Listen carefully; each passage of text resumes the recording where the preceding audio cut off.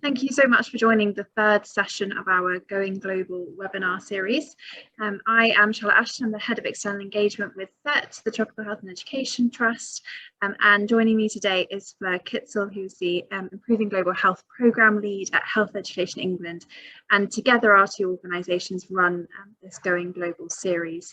I think we're now in our fourth year, I'm right in saying. It's our second one online, and hopefully you'll have caught up on or attended the previous two workshops, and then we still have a number to go after today. So before I hand over to Fleur, I just wanted to run through some quick additional housekeeping just so everybody feels comfortable. The session will be recorded, but it will just be placed on our Going Global website, which hopefully you found when you were registering. This is just for those who aren't able to be with us this afternoon, but who would like to catch up. Hopefully you'll feel this is a safe and open space for ideas and experiences to be shared, and there'll be lots of times for discussion, question and answers. So please do raise your hand, post in the chat box, or sort of discuss openly when we've got those moments later on. And the slides will also be shared along with a number of the resources that Fleur is going to turn to as we move through the session. So I'm really pleased to hand over now to Fleur. Okay, hello everyone. So good to see you, although I can't see you, as it were. Good to be with you, I should say. And I hope you find this session useful.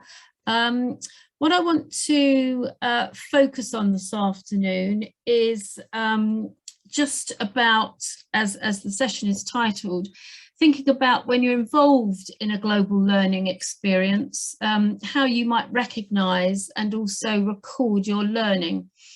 And this is to balance, but not to ignore the work that you do. This is just the focus of this session is about yourself and your development and your personal learning. So please do see it in that light.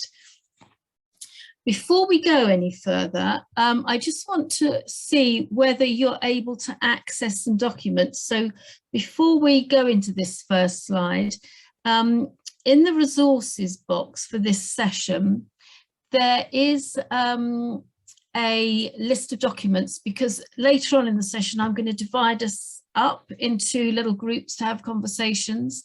And so to be able to do that, you'll need to access the document. So I can see Charlotte's just put something in the chat. So I wonder if I could ask you to just do that. So if you go into the chat, Charlotte's giving us great instructions on how to access those documents. So can I ask you to do that? And then either in the chat or something, or find a way of letting us know that you can, whether, if you can't do that. If you can't do that, then we'll hopefully answer you, but just take a minute or two to see whether you can do that, because that will be important for key elements of the workshop. Oh, excellent. So in fact, we're getting a demonstration here of how to do it. So there's 4 documents there. Excellent, Valentina, thank you. And the 2 documents that I'm going to ask you to look at are the 2 documents. One is called the NHS Healthcare Leadership Model, and one is the HEI Toolkit for gathering evidence, etc., etc. So if I just give you a couple of minutes, I can see a couple of comments in the chat. So Valentina's got them. I'll give another minute, and if you can't get them, send a message in the chat. If not, as I say, in about 30 seconds, a minute, we'll resume, and I'll assume that you can all see them.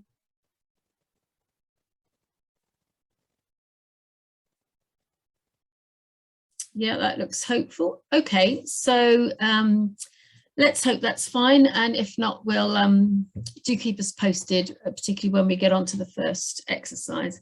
And there's a few friendly folk I know on the call, so hello to those who I know or know me, so that's really good to see. I'm sure the rest of you are friendly as well. Sorry, it's just names I know and admire. So as I say, this is about focusing on your learning and how to both recognise that and also some suggested ways that you might record it. There's loads of different models you can choose. I just got some that I'd like to share with you that we found useful in the programme that we run.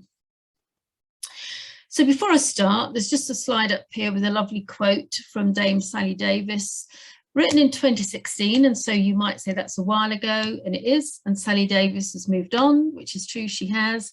However, I still think it's quite a powerful quote from somebody who was, until very recently, the Chief Medical Officer, and it's great to get that sort of insight and recommendation for the benefits of engaging in global learning. And I'm going to use the term global learning because I think because of COVID, some of these experiences are virtual, but they're still around global experiences and learning. So I hope that that makes sense to people. Great, can I move on to the next slide, please? Great, so that's perfect. So the first part of this presentation is about how to recognise your learning and development, and it's both things. It's learning and development that I want to focus on this afternoon. So again, if we could go to the next slide. And so this is all I'm going to describe to you just now is a couple or one example of a model which describes learning and development, which I just recommend as being a useful model. It's a model that we use and find it useful. There are many others, but this is just to share one with you. And the reason for choosing it is that very neatly, it describes two types of development, a type that's called horizontal development and a type that's called vertical development. And as you can see, they're based on the ideas of Nick Pectrey. And if you want to access his slides and look up his work, I've put some links in there so you can see it. And he works for the Centre, or he did at the time, he worked for the Centre of Creative Leadership, which is an international organisation. And he splits this development into two different types. One he calls horizontal development, which refers to things, as I say there, of adding more knowledge, skills and competencies. It's about what you know and things that you, it's the kind of thing that you will at the end of it, hopefully know that you know it. I don't want to get into the, you know, the unknown knowns and the known unknowns and all of that. But these are things that is learning a new skill. So when you've learned it, you'll know that you've learned it. And then he talks about vertical development, and this is perhaps more difficult to pin down, but he talks about, it's about thinking capability. So he talks in his papers about how the two are interrelated and things work best, or development is most effective when both are involved, if you like, both elements, but that they are different. So if we could go to the next slide, please. So just a little bit more about the horizontal development. He talks about that and describes it in a way, as I say, that you will know that you know it at the end of it. And it might be a skill or competence or process of how to develop staff, how to communicate effectively, a new clinical skill, how to read music, cook a meal, something like that, that you will know that you know and know whether you can do it or not. And that's very useful. And he uses an analogy of filling up a glass of water. You know, you might use that analogy, or you might say, I've got some new tools in my toolbox, or various ways of describing it, but that's what he's talking about.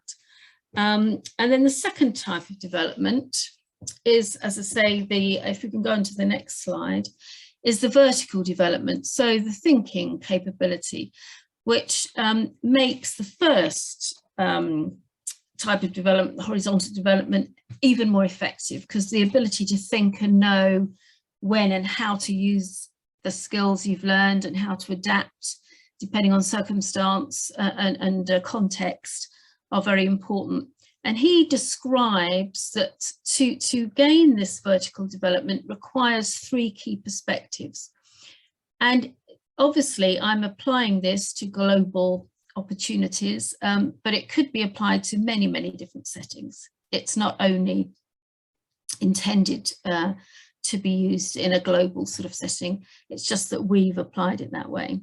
And if you could click on the first one, click, Charlotte. So he talks about one thing, the first thing, which is a heat experience, and describes that as something significant that happens. So in our case, we apply that to a global learning opportunity. It might be a fellowship, it might be an opportunity to work with a global partner overseas or in the UK. There's some kind of important and even perhaps profound experience that takes you out of your comfort zone.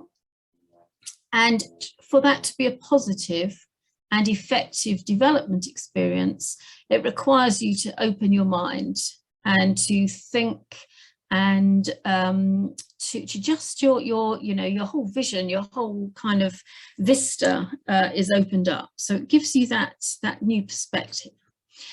He then describes another element, which is colliding perspectives. So if you could click again, yeah. And he talks about that in these significant experiences that take you out of your comfort zone, you often come across different perspectives, different ways of doing things. And again, for that to be an effective developmental experience, you need to be curious and seek understanding about that, rather than judgmental and think, oh, my way's better, or, you know, we do it better where I'm from, or, you know, in my work, we do it differently and it's better. So it's that ability to recognize there's different views, different perspectives, and to be curious about them. And then the third element, he talks about, again, to make this a very effectively developmental experience, you need something to help you make sense of all of that. He recommends having a coach or a mentor that can help you do that. And that can either be a formal coach or mentor, or it might be informal, it might be a peer group, or it might be somebody that you can talk through that's a useful sounding board, or colleagues or people in your friendship group or your family, but somebody to talk through these with.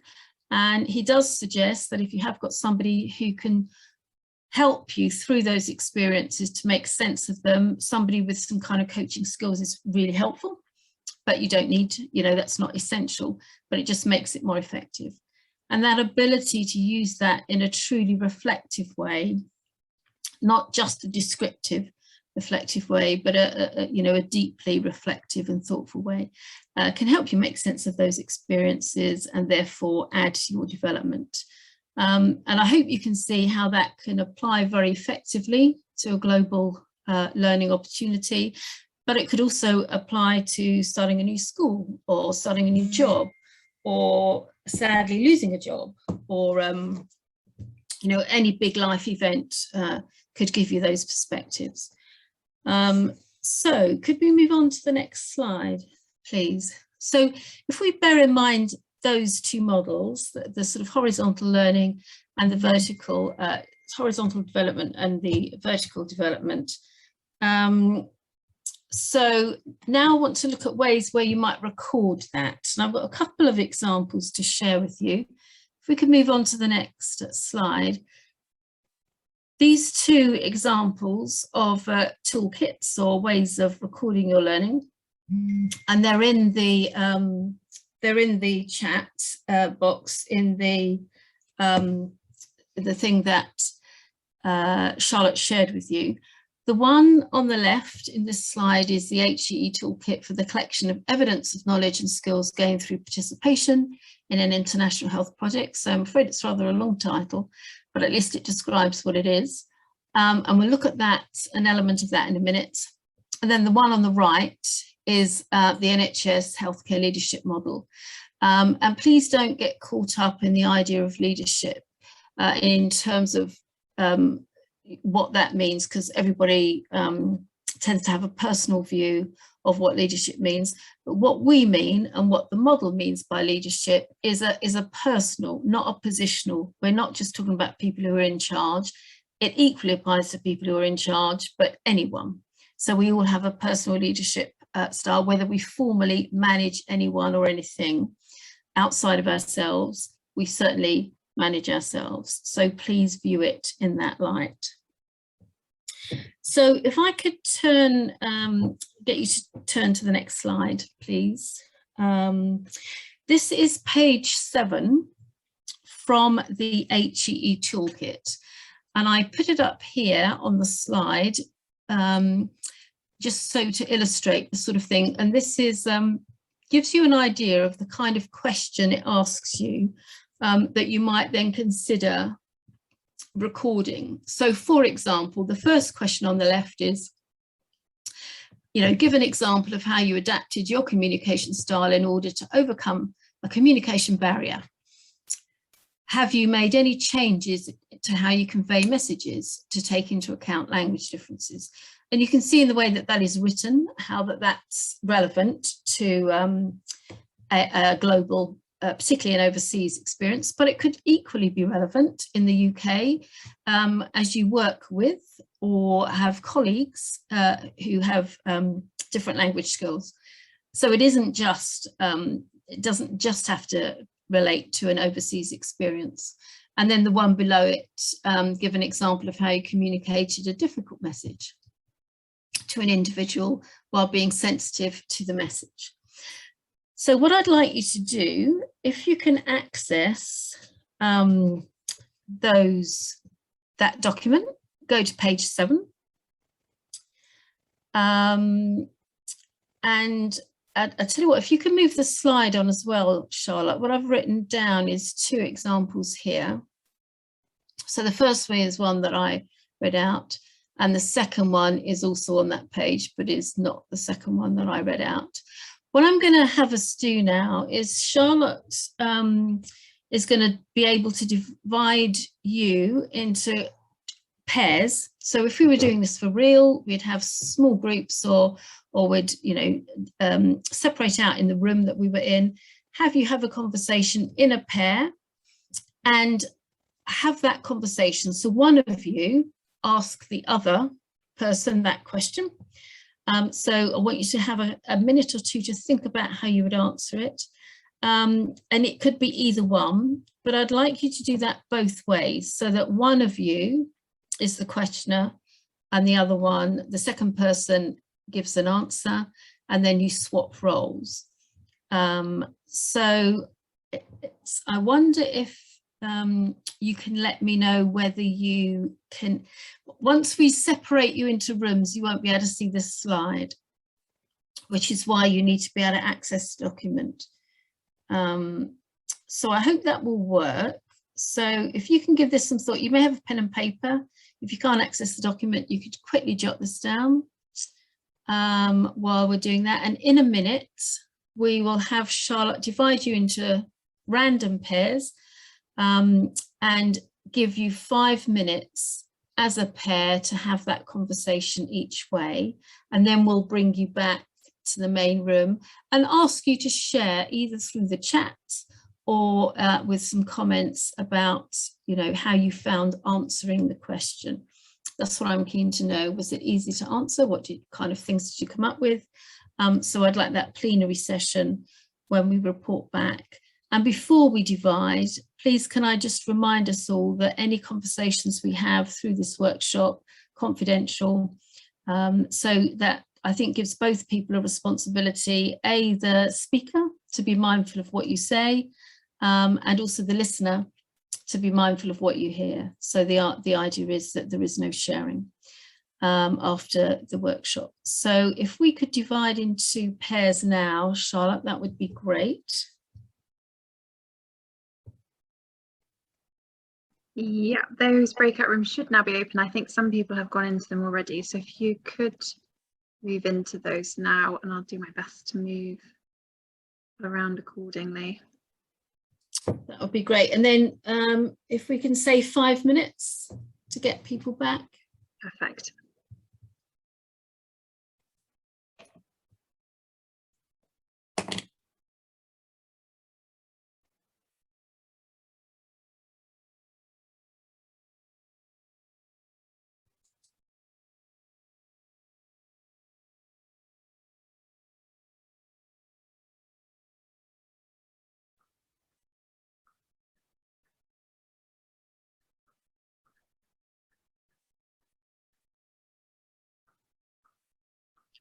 There are a couple, Flo, which have 3 in just because of numbers. Okay, that's great. Yeah. Yeah. Thank you.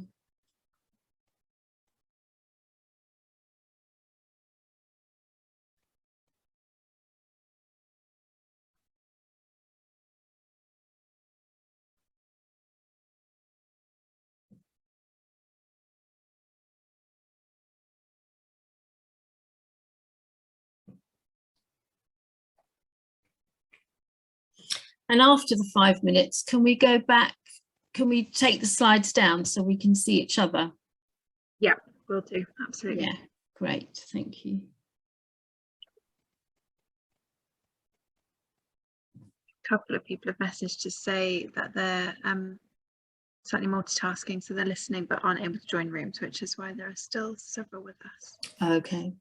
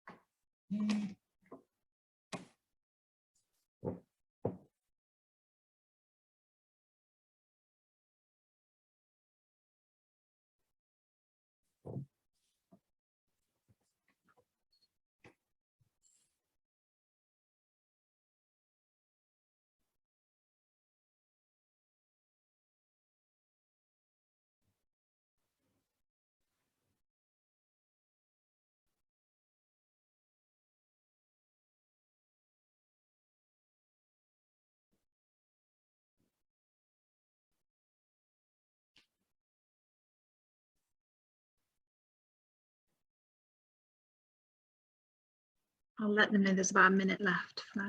Yeah, that would be great. I was going to say, I think we must be getting close, and then it's useful to find out whether the timing was, about right or too long or too short. Yeah, that's great. Thank you.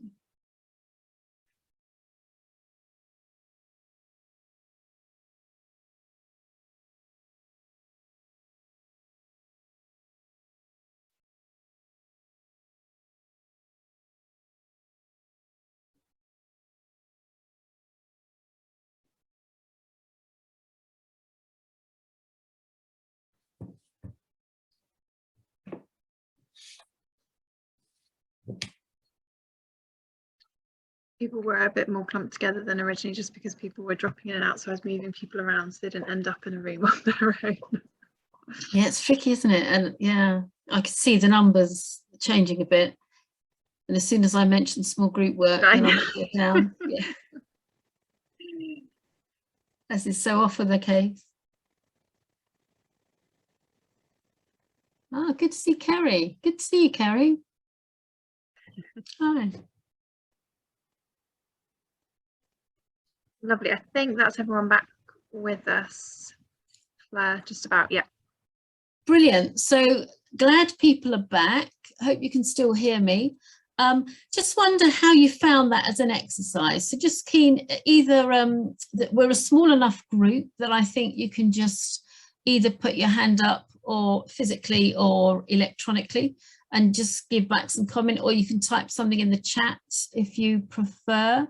But just wonder how you found that exercise. Any comment from anyone would be welcome. Don't mind whether you found it useful or whether you didn't. It'd just be good to know.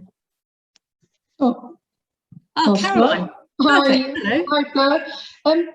I think it was interesting because as we got talking, I think people were bringing out different aspects. So we were talking about where English isn't your first language, people you're communicating with, or either yourself. And we talked about using people with local knowledge, and probably quite hard to learn a language, but therefore you can use people locally to try and help you with the cultural and communication aspects. And also I was saying, not about working overseas, but I've just been learning British Sign Language, and people who have got other issues like a hearing loss or something. It's not just necessarily the language, but maybe other things that you're thinking about when you're communicating. So those were our sort of thoughts. I don't know whether Valentina wants to add, because she was giving some examples. Okay, great. Valentina, that's an introduction for you. Yeah. Hi. So yeah, similar to what Caroline says, of sort of understanding other people's perspective, but also using examples that are relevant to their setting rather than maybe assuming general example, and so kind of contextualize them. Also, I was telling Caroline, working with Tanzania and some of the colleagues, we are aware that maybe the English is not the first language, and so having maybe a backup in terms of a colleague that can translate, or when something gets a bit more difficult, you make sure you're doing double language and you take that time to answer questions in both languages. It's kind of like, you know, you accept to have two languages so that you make sure people feel integrated and can respond and can take part in the discussion or whatever you're presenting or discussing. Thank you. And I think both of you have given examples of, you have to think about it a bit more, don't you?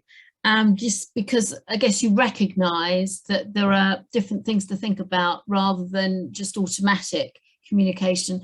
And Kerry Jones has just put a comment in the chat.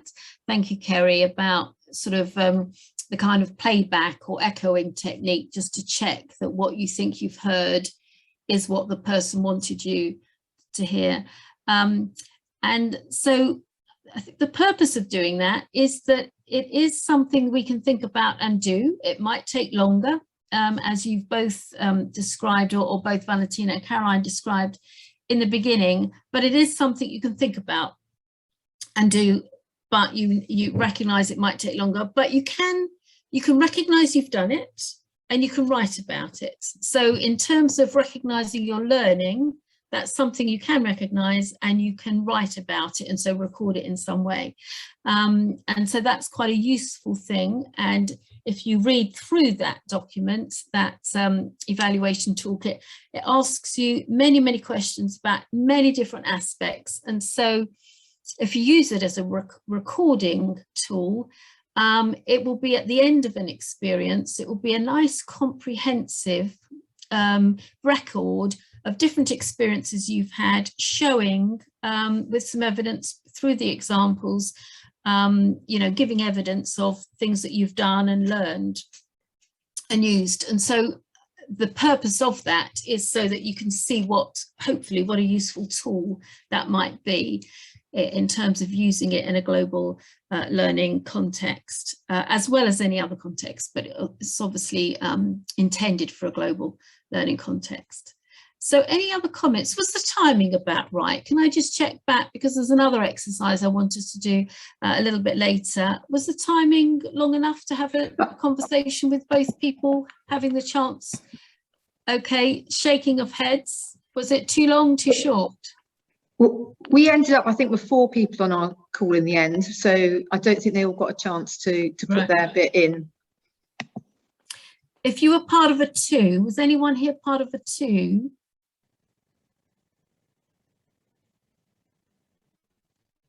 Ian, looks like you're saying something. You're mute, I think, Ian. Ian Coots. Ian Coots, and yes, I was part of 2. What about the timing for you? Was it sort of long enough, or too long, or what would you say? It was long enough. I think it was probably about right, actually. Yeah. Okay. Probably about right. Thank you. So we'll do another exercise a bit later, and we'll use similar sort of time frame. Okay. But you probably do have to be a little bit disciplined, don't you, in terms of, but it's nice to share who you are, isn't it? And share names and introduce yourself to each other. Completely understand that, but that's quite useful. Thank you. So if there's no further comments, then if I take us back to the slides, if I can get Charlotte to take us back to the slides, great, and then move us on. The other model, as I said, and introduced us to a little bit earlier, which some of you on the call I know or will know, is this healthcare leadership model. As I said before, please don't get stuck on the label of leadership in terms of thinking it only applies to people who are in charge of something. It's a behavioural model. It was developed a while ago, back in 2013, but behaviours are behaviours. I think the thing that you might notice as you look at it is some of the language may feel a bit dated. Language does move on, and the way we talk about things does move on. So I think that's you know, an important thing to note. But what it does, it comes up with 9 dimensions of leadership behaviour. It does rather say that they are the 9. I would say they are 9. I'm sure there are many, many others. And it describes them in the list that you have here. And again, the language, I think if we were to do that today, the language might be a little different. But it divides up into that way, and a very fulsome way. And one of the very useful things about this model, if after this workshop you're able to access the link, is there are a lot of online resources around the model. So self-assessment tools and ways of using some of the elements in the model, which are, I think, can be very, very useful. So if we could move on now to the next slide. And what I'd like us to do is look at a couple of the domains. And I think in the interest of time is flying as it always does. Maybe we'll go to page 7. We can be a bit consistent. We'll stick with page 7 for both documents, which in this document is evaluating information. And if we can move on, I can show you on the slide what I want you to focus on, which is the next one, if you would, Charlotte.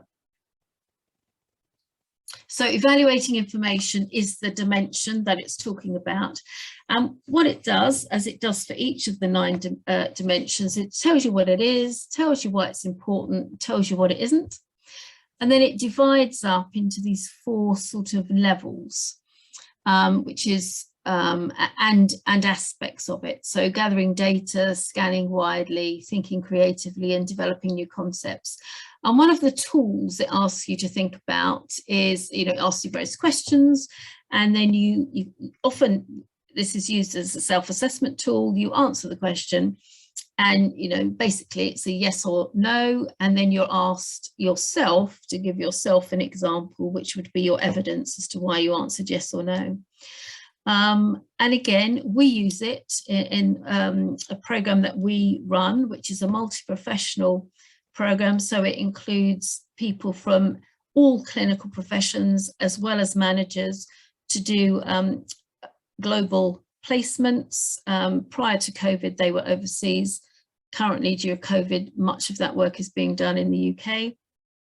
But it's about, again, helping people recognise the development. And this is more, I think, very much more integrated, both the horizontal and the vertical development in terms of particularly the questions under the strong and the exemplary headings.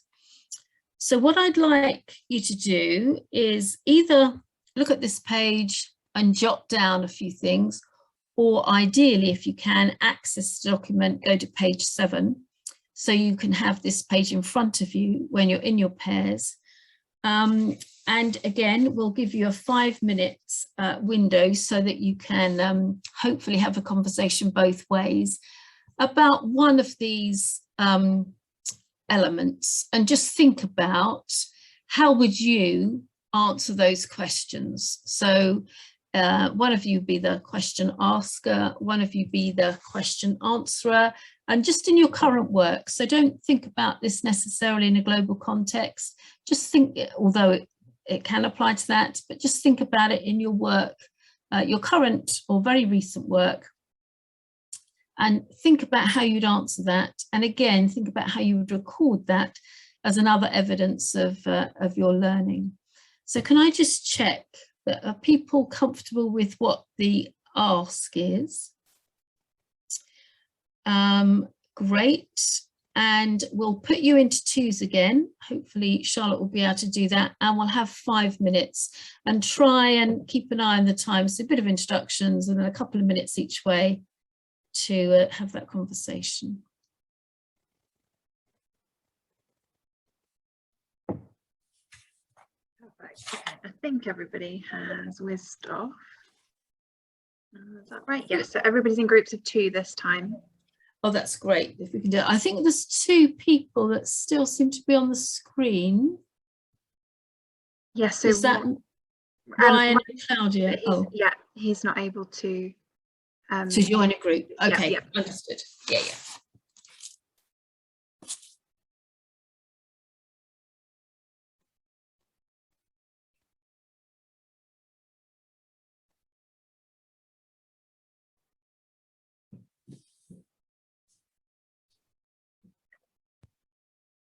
Yeah, over to you, Fleur.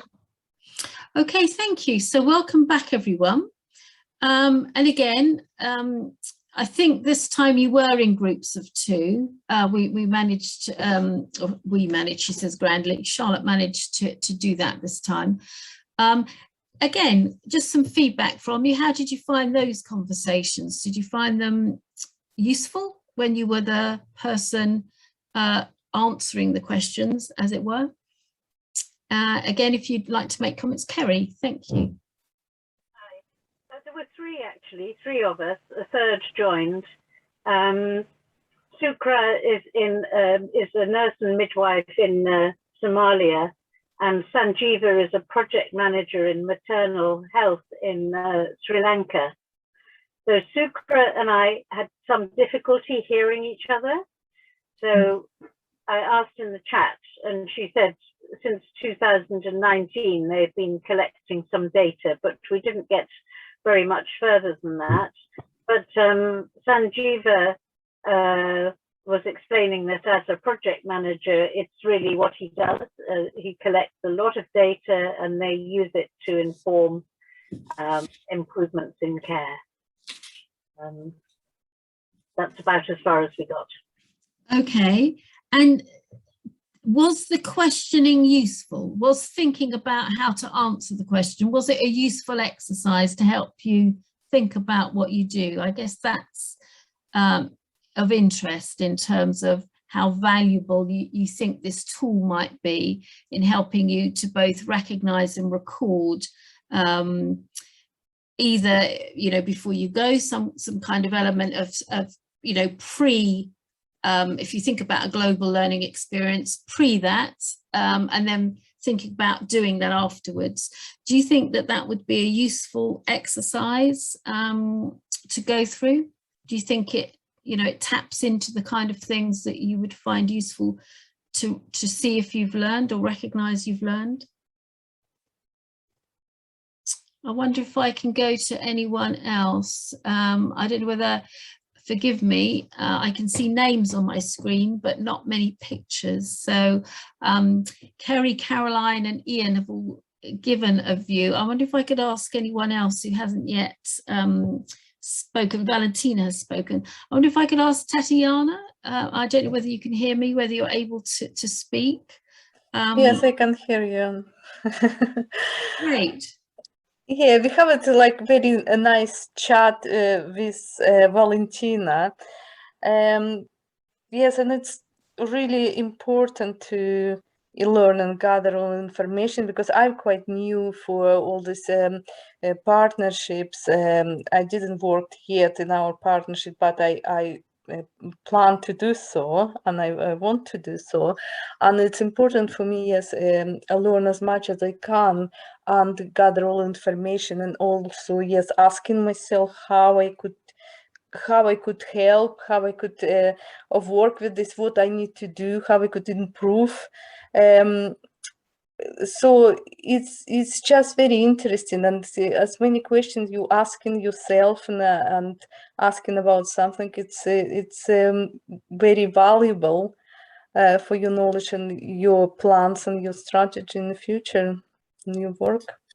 Thank you. That's very helpful. Thank you. And I've just had a message in here from Sanjeeva. I understand about the connections. Sometimes it is better, isn't it, to turn your camera off. I do recognise that. The way we use this tool in our programme is that we ask the participants in the programme to look at this tool, this NHS healthcare leadership model, to do some self-assessment with all the domains. So that's quite a big piece of work that somebody has to do. Somebody has to commit quite a bit of time to doing that. And then have a conversation. We do have the luxury of being able to allocate people to a mentor, a formal mentor. But as I say, it doesn't have to be a formal mentor. It might just be a colleague or a friend or somebody that you trust that you can have a good conversation with. And it's quite useful, I think, to move beyond a personal conversation with yourself and to have a conversation with somebody else. And then what we ask people to do is to pick 2 or 3 of these dimensions that they want to focus on. So this is at the beginning of their global learning experience, whatever that is. Think about 2 or 3 of these dimensions to focus on. And then whatever the length of that global health experience, they've got that in the back of their mind. They're thinking about that and thinking about recognizing and recording any examples that they may have that might give evidence to how they've developed in that dimension. As you know, as you saw, there's a lot of questions.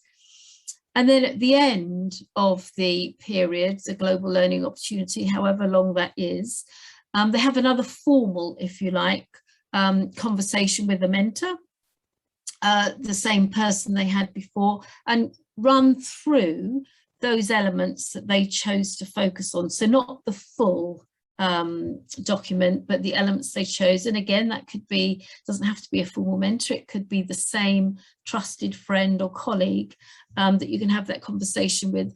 And evidence has shown from the people that we have involved in our programs that it is a useful tool to help people consolidate and recognize the things that they've learned. And often, whatever we're doing, we're learning stuff all the time and don't always recognize it, don't always pause to recognize what we've learned.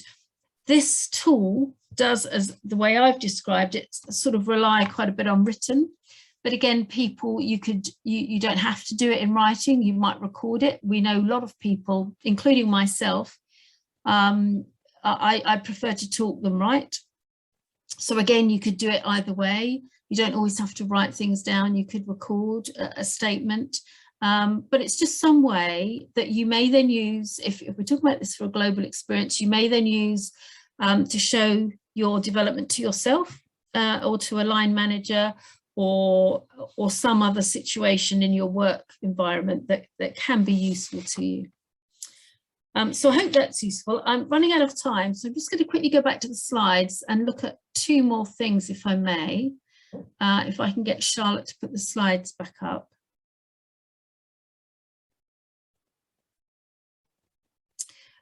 So what we're going to look at now is this idea of learning from events. So if we can move on to the next slide. One is just a formal reflective cycle. Now, those of us who work in healthcare, we know that reflection is encouraged, supported, because we know how valuable it is when done well for personal learning, to learn from experience. And a lot of programs have a formal learning reflection criteria or part to them. And the only thing I wanted to say is, again, this is an example, the Gibbs reflective cycle. I think it's quite a nice balance between not being too long and complicated, but actually it does break down the experience and asks you to do things at each stage. And you can look it up just easily online and get a bit more detail about each one of the phases. But it's quite a useful thing and quite a good discipline, I would suggest, to pick one or two events. They could be significant, they will be to you, that's why you chose them, but they're just an event that you can learn from. And I will just quickly move on to the next slide, because this is about just giving you, suggesting ways of doing it. Another way of recognizing learning that is, I think, a really lovely way and often leaves people feeling with a bit more spring in their step is this concept of appreciative inquiry. Again, you can look this up, there's books written about it, but essentially it's about learning from when things go well. Often in healthcare, we tend to focus on when experiences don't go so well to try and learn from them. And I think that's really important. And we must do that to try and prevent things going wrong again, if something didn't go well.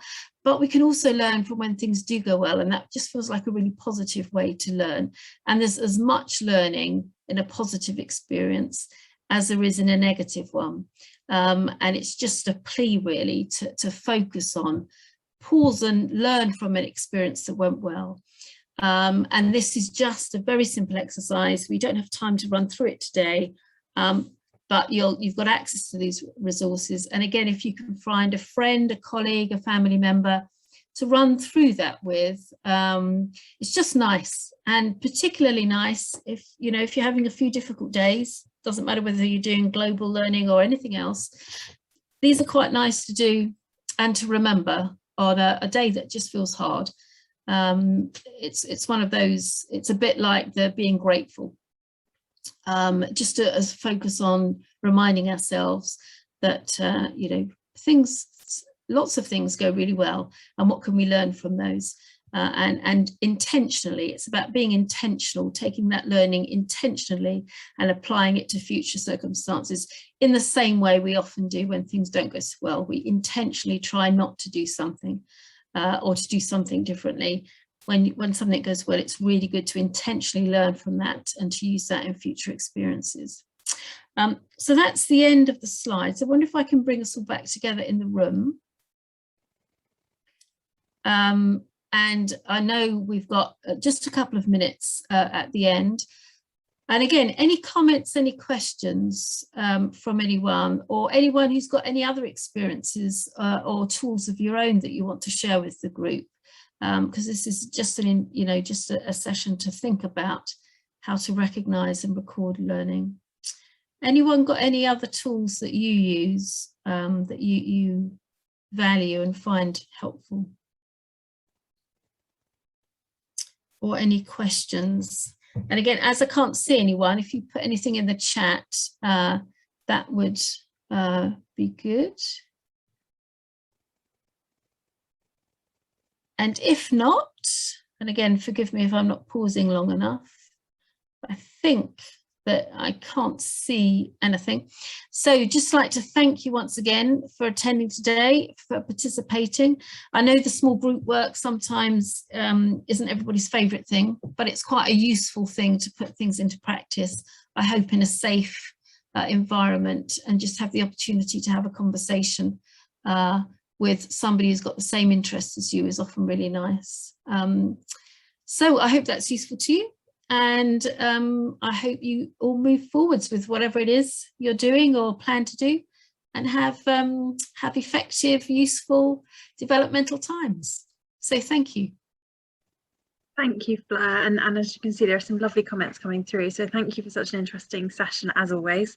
And thank you, everyone, for joining for our third in the Going Global webinar series. We have 5 left, so we've still got quite a marathon left to go, but some fantastic topics coming up. Next week's focuses on ethical communications and storytelling, and we're joined by 2 phenomenal experts in this field who've worked all around the world, and I think that'll be a really insightful and useful session, hopefully.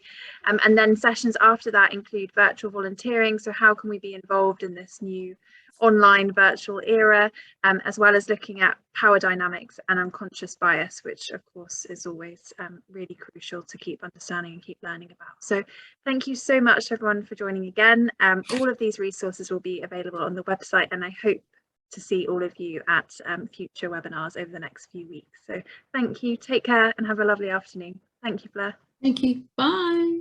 Bye.